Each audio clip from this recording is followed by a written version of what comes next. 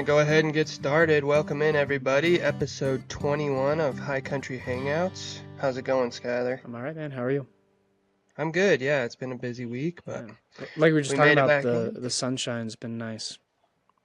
I know it's been 60s up here in Fort Collins. It's been crazy warm. Yeah, yeah. But it's kind of bittersweet because although I don't ski that much, I haven't skied really in the last 2 years. It's like all this snow's good and you like it, and then you get that feeling of spring come in, and then you're like, oh, it's melting a little too fast because of fire season, and then you're like, but it's nice. Yeah. Yeah, that's kind of how it is here. Is like, you need the moisture, but at the same time, dealing with the snow is always just an extra hassle throughout the season, throughout the Yeah, winter. So. yeah, man. And plowing, I'm not gonna miss plowing whenever that's gone. Yeah, and also it's kind of strange that the groundhog saw a shadow, at least in Fort Collins, because or maybe he didn't. Anyways, there's this 6 more weeks of winter, and it felt like there was not really 6 more weeks of winter. So I Yeah. don't know how accurate he is. I should say I like plowing, but there's some days where it's just if it snows like 3 days in a row, it gets a little bit much. But plowing can be therapeutic in a way, honestly. Yeah, absolutely. Plowing's one of those things that it's like if you have a lot of other things that you need to do, Yeah, that's all you're thinking about while you're plowing because it takes so much time and it's like, I don't know, not yeah, as enjoyable. But when you just have plowing to do, you can just sit out there and it's definitely a therapeutic kind of chore. yeah, man. But you got a plan of the week this week? I do, yeah. We're gonna go ahead and talk about some aqualesia, aka Columbines, which is Cool. the state flower of Colorado. They're also called Granny's Bonnet, which I thought was interesting. I've never really heard them called that. Hmm. Um, yeah, but due to them being the state flower of Colorado, I was able to find a write-up that the U.S. Forest Service did. They actually did a write-up plant of the week on columbines around my area because they grow wild here, and a lot of people enjoy seeing the state flower out when they're hiking. So I read through that, and actually, yeah, I learned a lot about columbines, a lot of interesting little things that I didn't really know. Um, so let's see. So the scientific name Aqualesia means to collect water, and it's referring to the water collected at the base of the bloom. Or I also read that aquil is Latin for eagle, and it kind of has these spurs that come off the back of the flower, and they resemble the talons of an eagle. So I That's thought cool. that was kind of interesting. In Yeah. your pictures, does it show the talons? Yeah, I do. I do have some talons on the back, so Cool. you'll be able to see those. And then there's also the common name, which is columbine, is derived from the word dove, and that refers to the petals on the flower. They resemble a group of doves. So both the common and the scientific name are both Latin derived, which I don't know, it's kind of not as common, I guess. Hmm. Um, so there's more than 70 species of columbines, and there's quite a few different colors, so you can kind of pick your favorite and see what you want to put in your garden. Um, the deep blue columbines that are associated with the state flower of Colorado are genetically some of the oldest columbines that are left in around our area, I guess. Others have hybridized and genetically changed over time, so they're just a little bit different compared to those original first varieties of columbines. Um, they do prefer full sun to part sun, so they like their sunshine, and they bloom in late spring to early summer. So you can kind of expect the blooms to be coming up around then, and they prefer well-draining soil, so anything that's going to hold too much moisture, they're not going to like that too much. They like to be in the rocky, kind of arid soil that allows moisture to get away from their roots. They're native to Montana, Idaho, Wyoming, Nevada, North Dakota, Utah, Colorado, Arizona, and New Mexico. So pretty much all along the Rocky Mountains. They are pollinator attractants, so they're going to bring in bees, butterflies, moths, hummingbirds, all kind of stuff that you like to see in your garden. And um, they are deer resistant because the seeds can be kind of toxic, so the deer kind of try to stay away from them. I I did read, Speaking of deer, yeah, yesterday, so I'm watching. It's really cool. There's some guests here, and they're out of Chicago, and I don't know if these girls. There's some younger kids, and I don't know if they've seen deer before, so I have to ask them. But yeah. these deer are feeding right next to the pond, and they're looking over at these folks. I'm assuming because their attention was caught by this direction.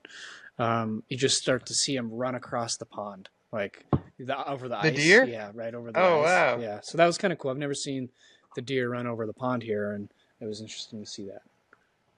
Is the ice thick enough that they just ran across the Yeah, top? it was. This one I caught was just gliding. It was just like, Whoa, yeah, like that's kind of it cool. was cool. Yeah, sorry to you got train of thought there, but Oh, yeah. no, that's perfect.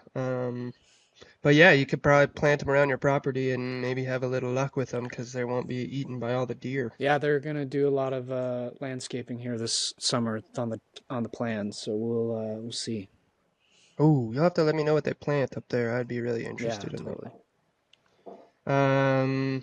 Just a couple more things. I did read that the Native Americans used to crush the seeds up and use them medicinally for stomach ulcers. Oh wow. But nowadays, a lot of people avoid that, and it's recommended to avoid it because the seeds and part of the leaves, some of the plant is highly toxic. So you just got to be careful. The last thing is seed starts take a year to become established, and generally they bloom in year 2 or 3. So they are perennial plants. They're going to come back every year. And the first year you plant them, generally you're not going to see blooms because they're just going to be working on establishing a good root system, trying to grow foliage so they can have enough energy to give you the cool blooms that you want in years 2 and years 3. So basically, if you're going to try and grow columbines from seeds, you're going to want to give them a little bit of a head start. Maybe start them a year early so that you can have some better luck when you put them outside. But yeah, that's kind of all I got on Columbines. If anybody has any questions, please feel free to chat with me about it, and I'll do my best. I got lots of resources, probably can answer about any question you have, so Do let you me know know. when they were named, or so it Oh, came like what from? year? Yeah, or just kind of probably happened in the 1800s, Yeah, 19. that's what I would guess. Yeah, or like somewhere in the 1800s, Yeah, early to mid 18s, yeah. And then Columbine isn't that town named after this too? Then where the school shooting happened. yeah, Yeah, that's crazy because I googled Columbines just it to just kind of like popped get up. it, and that's the first First thing thing. that pops up Yep. is the school shooting. So Yeah. they're definitely more known for that, Oh man. which is not And good. they're But what zone? Like 2 to 5, 6, they're 3 to 8, 3 to 8. so yeah, they can grow. I mean, most cold climates they'll be fine in. Some of the warmer climates are gonna have a hard time in like Florida and anywhere that's a little too humid or tropical. Yeah. Cool, man. Well, I guess that'll lead us to some of the photos, unless you have anything else. No, I don't think so. No, I'm excited to talk about these photos because they look pretty cool. Cool. Yeah. So a couple years ago, I did some work for Tippet Rise Art Center, which is located in Montana. Um, hey, Mister, chill out.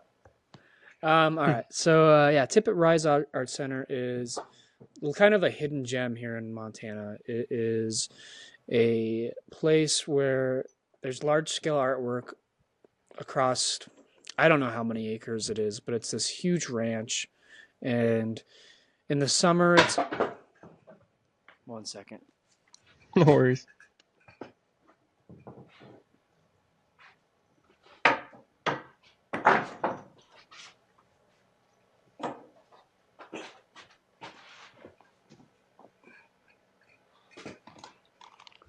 start that over again. Puppy's wanting to play. Need to get him out Cow for a dog. walk when we're done. Yeah. Yeah, okay, so I'm gonna start over. Yeah. Tippet Rise is an art center here in Montana. It's probably 40 minutes from Red Lodge.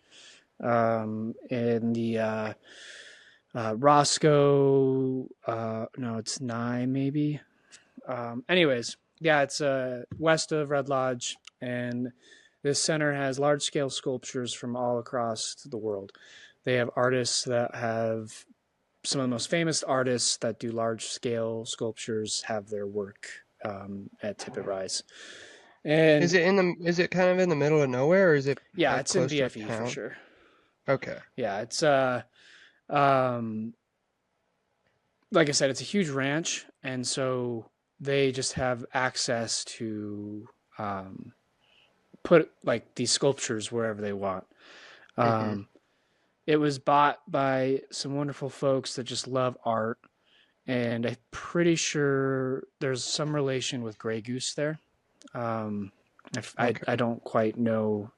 I don't know everything there, so I'm not going to really talk on that. But Yeah. what's really cool though is so in the summer or in the fall, they start a concert series that takes place from August to September. It's like 4 weeks maybe, and they get these really wonderful and world-renowned musicians to come in and play. It's all classical. They play piano, violin, stuff like that, trumpet. Like they do all these classical performances, and it's just so sweet, man. It's a very like, what was that? You look It scared. scared me. I was a little frightened at first. It was just, it was a mason jar that Oh, had been, the air inside the jar popped the top. oh, cool. Boing. Yeah. Yeah. Um, yeah, like some of the artists by name Alexander Calder, Patrick Doherty, the Ensemble Studio. Patrick Doherty's really cool. So he does this piece, and it has I'm reading off of it so I can get it right. Um, there's just a bunch of broken branches, and they're like woven together. And I'll have to maybe add a couple of those pictures to this too. I'll add the link so people can see it. Um, it's like a maze kind of is a way to explain it of woven branches together, and it's just so unique. But the pictures I sent you are of what I got to take pictures of. They were doing new installations um, at the at Tippet, and one of them is a tree that they assembled together. It was like it was completely taken apart, and they had to piece it back together and weld it. And It's made of metal, yeah. yeah, it's so cool. And then another one And is it's oh, huge. it's huge. It's probably 30 feet tall, 40 feet, 30 feet tall. And so when they build these, they build them to be out there permanently, right? They're not, Um, or do they I take think them some down of them from are time? permanent, and then some of Okay. them are not permanent. So they can deconstruct them, and Okay. then from my Put understanding. them. But I, like I said, that's not that wasn't I wasn't there for that. I don't know quite Okay. everything about And the so then center. they have like what? They have like a big building to kind of host things and stuff in, or There's a building for tours and for classes and stuff. They have this really like state of the art record like it's a studio. It's not like they have a recording studio too, but it's a space for people to come play music, and it's like a concert hall basically, and it okay. fits a certain amount of people in it, and and then they have one outside, and then they also do these concerts at these installations.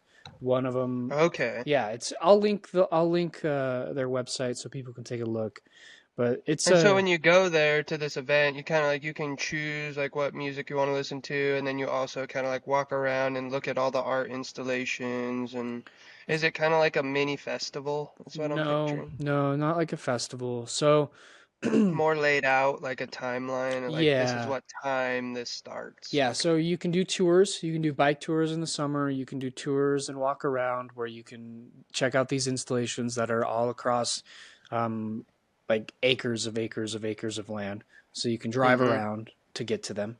And then you can also take a bike and you can get a tour and ride around as well on the bike to each location. and then Okay. there's locations closer to the main like home base, um, and you can listen there. There's the concert hall there, and then also there's another like area outside where it's another outside concert space where you can listen to music there too. And so they schedule these artists to come in for a certain time, and then you buy the tickets for that time. Um, so it's Okay. not a festival. No, not, I wouldn't say that at That's all. such a cool idea though, dude. It's literally like an outdoor museum and then they Yes. have like interactive like, music and other art, that Yeah. they do. That's a really cool idea. It's just I don't know, piecing it all together, there's a lot of like logistics, it's out in the middle of nowhere. You got to find a way to bring people in. It's a really big piece of property, so you got to find a way for people to get around. Like, there's Yep. just, I mean, I think that all of that seems awesome, but it's just, yeah, it's interesting to me how they've kind of made it so unique. Like, you haven't heard about this because of those reasons, but they've kind of like figured out a way to get around it. Yeah.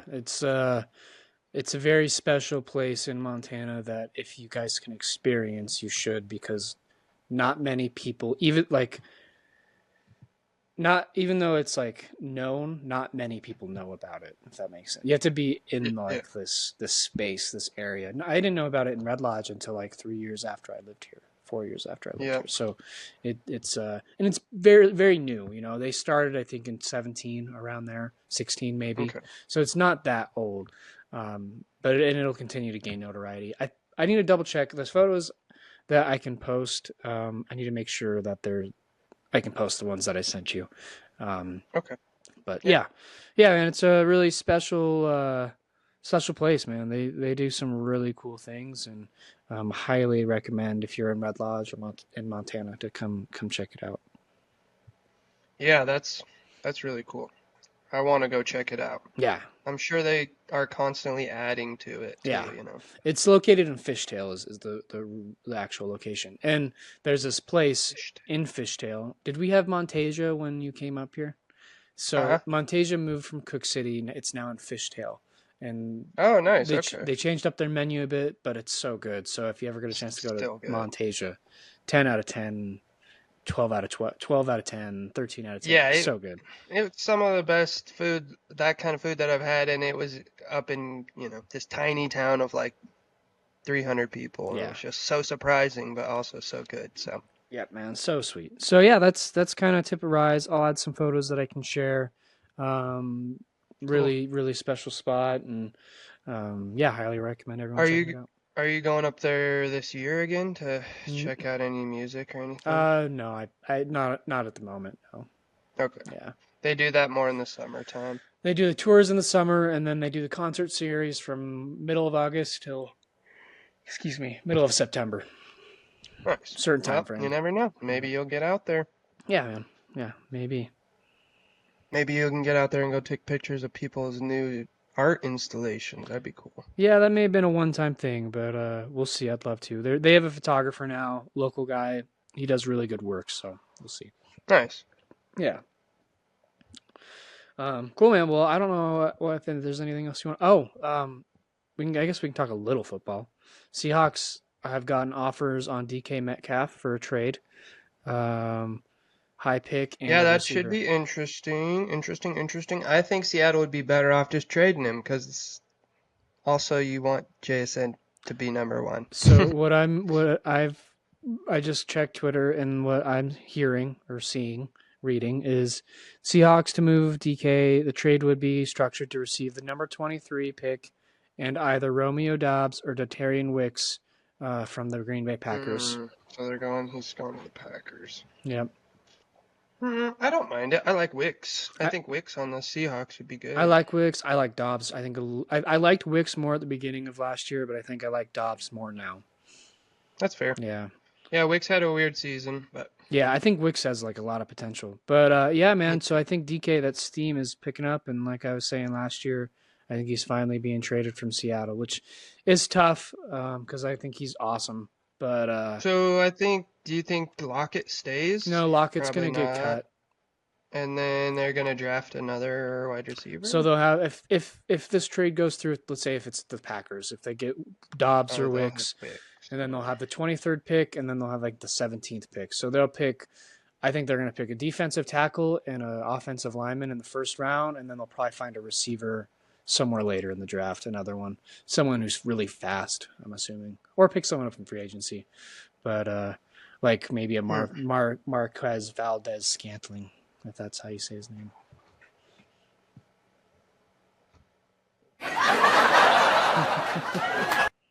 That's how I feel about MVS. Yeah, well, he scored a bunch of long touchdowns last year, and that's and so the new offensive coordinator for Seattle is the Saints offensive coordinator. So they're not they're just, it's the way they're going to look at it is like you have Dobbs or Wicks, who's a big receiver that can block like DK and take up some of the intermediate routes, and then you go get someone who's really fast to take a top off just to help out because DK is so fast. So you can't replenish DK with one player, but you can try it with two players.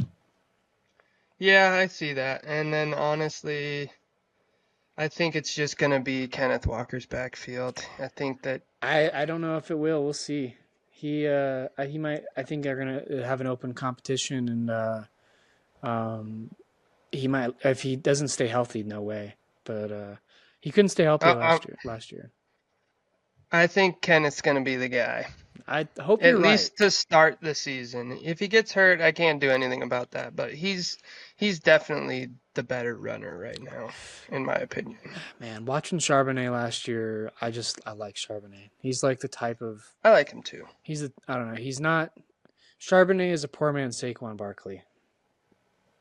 That's fair. Yeah, he's like not as fast or as skilled, but he's just if you give him the ball 20, 25 times a game, I think he has a better season because K9 can only take. I don't know. He's just gotten hurt every year. It's just tough. It is tough, but I think if they trade DK and they're relying on JSN and Wicks, they're gonna have to go much heavier on the run game because. Oh, they will, for sure. DK's different, man. He's a different kind of human, and yeah, it's tough. Not to say that JSN isn't good, but he's just a different kind of receiver. You know, it's like AJ Brown and Smith. You know, it's kind of a similar comparison in my mind. So. I don't want to see them trade DK, but if they do trade DK, I'm okay with it because I think they're going to draft an offensive lineman, which they need. So they do. It's tough. It's it's a catch-22. But yeah, we'll see. On a separate note, Khalil Shakir got paid. Got a lot of money. I don't know how I feel about it, but he's on my dynasty team, and I know he's going to be there for the next 4 years, so it's pretty exciting. Yeah, he's solid. He's a really, really, he's just a good receiver, a good player. You know, he's a winning player. That's the best way to put it. So. Yeah, he kind of has like some not as good Amon-Ra St. Brown vibes to me. Ooh, maybe he could maybe he could take that next step this year. Maybe. And I think Amon-Ra's taking steps in the wrong direction because the offense is so good. Yeah, we'll see. Fantasy-wise, right? Yeah, exactly. He's obviously not going to lose talent, but just there's so many mouths to feed in that offense that he's a team player, and he's not going to be a Tyreek Hill or an A.J. Brown throwing a fit about his receptions. You know, he's just like, if we're winning, we're winning. That's what I care about. So. And they have a new offensive coordinator, so who knows? Yep, that's true. Yeah. Nothing to update you on as far as the Steelers go. Nothing exciting. Yeah, that's. Hopefully Russell Wilson's gone. I have a feeling he will be, but me too. Who knows? I hope. Yeah. And then, you think Kirk Cousins is going to be on the Falcons next year? Oh, I don't know. That organization's a mess. I just know that Penix is going to start. Me too. Yeah. He's on my dynasty team too, so that's exciting. Yeah. Mm. Yeah, man. Yeah, but I don't know. Maybe call it. Yeah, I don't have any. Need to get these dogs out for a walk and. Cool. Yeah. Cool. We'll call. Cool. Yeah. We'll sounds good, man. We'll touch base again next week. See what's going on. Get a little bit more experience on this podcasting grind. Yeah. Appreciate you guys, and we'll catch you next week. Thanks for watching, guys. Have a good one.